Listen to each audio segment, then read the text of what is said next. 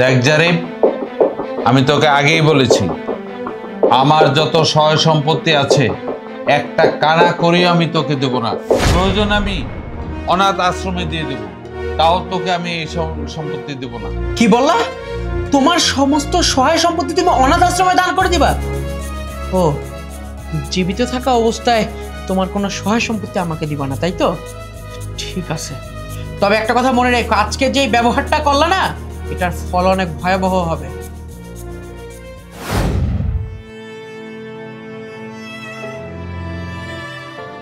আমার সন্তান আমারে হুমকি দেয়, আমি মনে হয় আমার সন্তানটারে মানুষের মতন মানুষ বানাইতে পারিনি।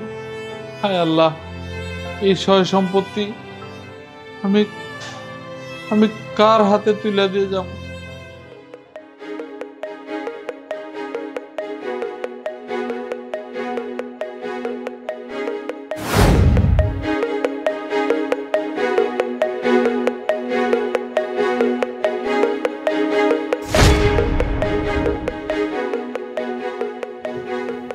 বাবা, তুমি আমার মাফ করে দিও।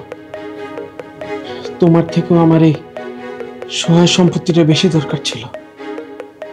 ওই পারে ভালো থেকো, আল্লাহ তোমার জান্নাত নসিব করুক, আমিন।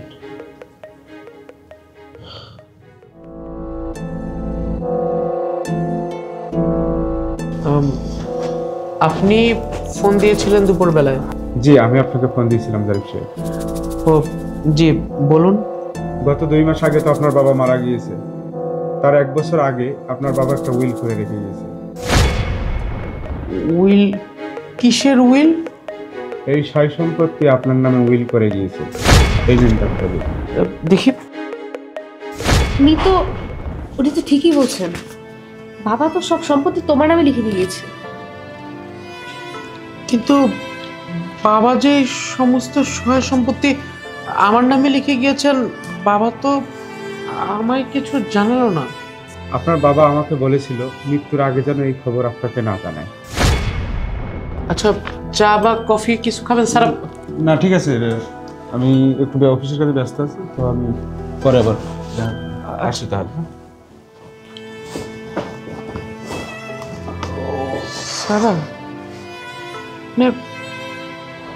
এই উইলের সম্পর্কে তুমি কিছু জানতে পারলে না? আমি তো জানতাম, বাবার কাছে যখনই আমি সম্পত্তি চাইতাম উনি বলতো কি যে উনি ফান্ডে দান করে দিবে, অনাথ আশ্রমে দান করে দিবে। মৃত্যুর 1 বছর আগে। তার মানে বাবা কখনোই এরকম কিছু করতো না, শুধুমাত্র তোমাকে বলতো। আর আমরা ভুল বুঝে আমরা কি করে ফেললাম?